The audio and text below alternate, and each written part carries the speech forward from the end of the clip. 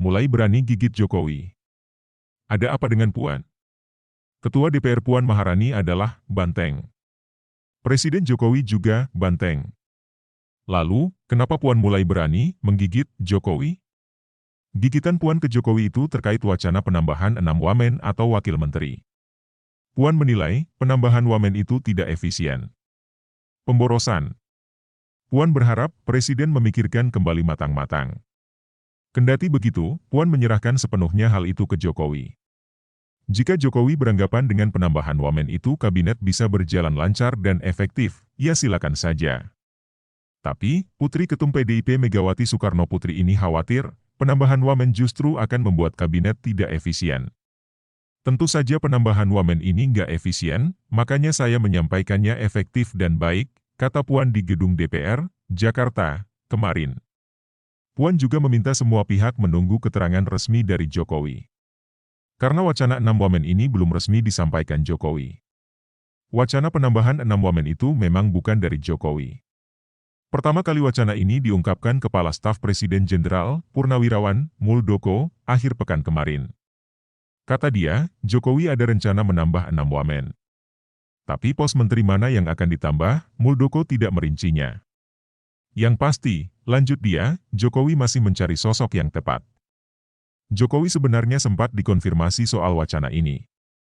Namun Jokowi belum mau berbicara banyak. Belum, kata Jokowi, di TMP Kalibata, Jakarta, Minggu kemarin. Kabar dari Muldoko ini menuai polemik. Ada yang setuju, ada yang menolak. Yang menolak, khawatir penambahan wamen akan membuat kabinet makin gemuk. Saat ini sudah ada 12 wamen. Kalau ditambah 6, total jumlah wamen ada 18. Banyak sekali. Tapi ada juga yang menyambut baik. Partai yang belum kebagian jatah seperti Hanura, PBB, dan PKPI berharap kader mereka bisa direkrut menjadi wamen. Jubir Presiden, Fadjrul Rahman mengatakan, belum ada rencana penambahan 6 wamen. Kata dia, yang ada adalah penambahan 2 wamen yaitu, Wakil Mendikbud dan Wakil Panglima TNI Payung Hukum 2 jabatan sudah terbit yakni Perpres nomor 66 tahun 2019 tentang susunan TNI dan Perpres nomor 72 tahun 2019 tentang Kemendikbud.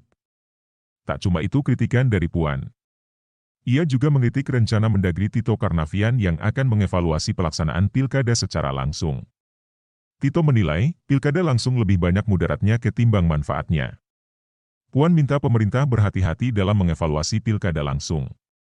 Apalagi, gelaran pilkada langsung sudah dilakukan sejak lama di lebih 500 kabupaten kota dan 34 provinsi.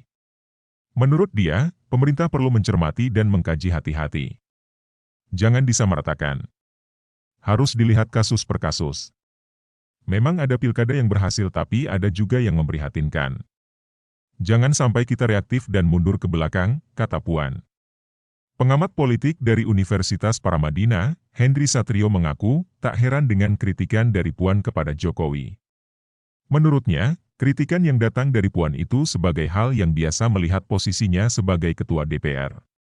Apalagi, kata dia, jika melihat rekam jejak PDIP di periode pertama Jokowi. Ada saja politisi asal PDIP yang melontarkan kritik terhadap pemerintah. Teranyar misalnya kritik anggota DPR Ripka C.J. Taning kepada Menkes Terawan Agus Putranto soal pelayanan rumah sakit. Karena memang harus menjadi pengontrol jalannya pemerintahan, kata Henry, saat dikontak kemarin.